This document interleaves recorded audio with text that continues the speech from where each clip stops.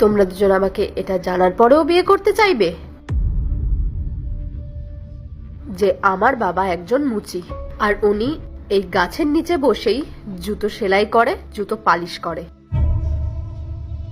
বাবা, এরা দুজন আমাকে বিয়ে করতে চায়, আর আমি এটা বুঝতে পারছি না যে এদের দুজনের মধ্যে আমি কাকে বিয়ে করব। তুমি প্লিজ আমাকে হেল্প করো। Are you serious Megha? তোমার বাবা একজন মুচি? তুমি তো আমাকে আগে বলোনি যে তোমার বাবা মুচি এই গাছতলায় বসে জুতো সেলাই করে। মনোজ, আমাদের মধ্যে এই টপিক নিয়ে কখনো কথা হয়নি, কারণ তুমি আমাকে জিজ্ঞেস করোনি এই ব্যাপারে। তা আমাকে তুমি একবার বলার প্রয়োজন মনে করবে না?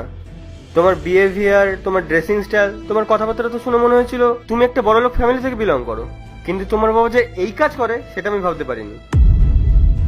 এক মিনিট, আমার বাবা এই কাজ করে সেটা নিয়ে তোমার প্রবলেম আছে? অবভিয়াসলি আমার তো প্রবলেম হবেই। আমি যাকে বিয়ে করব তার বাবা যদি একজন মুচি হয় তাহলে তো আমার প্রবলেম হবেই। মনোজ, আমার বাবা আমাকে এই কাজ করেই বড় করে তুলেছে। আমার বাবা দিনরাত পরিশ্রম করত যাতে আমি একটা ভালো কলেজে অ্যাডমিশন নিতে পারি।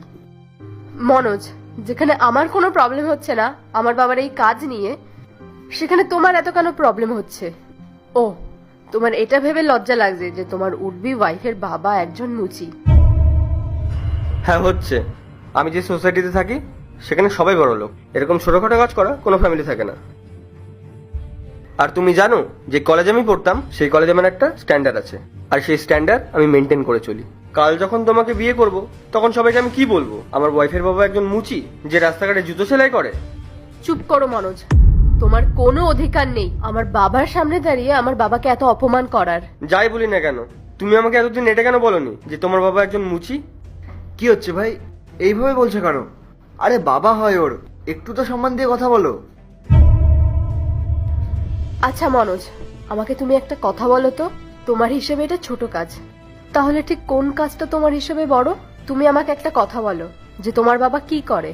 না মানে I just want to know, তোমার বাবা কোন কাজটা করে তোমাকে এত বড় করে তুলেছে যে তুমি এই শহরের বড় বড় নামি দামি কলেজে অ্যাডমিশন নিতে পারো।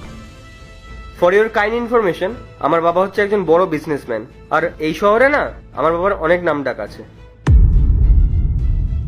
আর আমি ভেবেইছিলাম যদি তোমার সাথে আমি ডেট করি আর তোমার সাথে আমার বিয়ে হয় তাহলে এই সোসাইটিতে একটা সম্মানের সাথে চলতে পারবো, কিন্তু এখন আমি জেনে গেছি তুমি একটা লোয়ার মিডল ক্লাস ফ্যামিলি থেকে বিলং করো।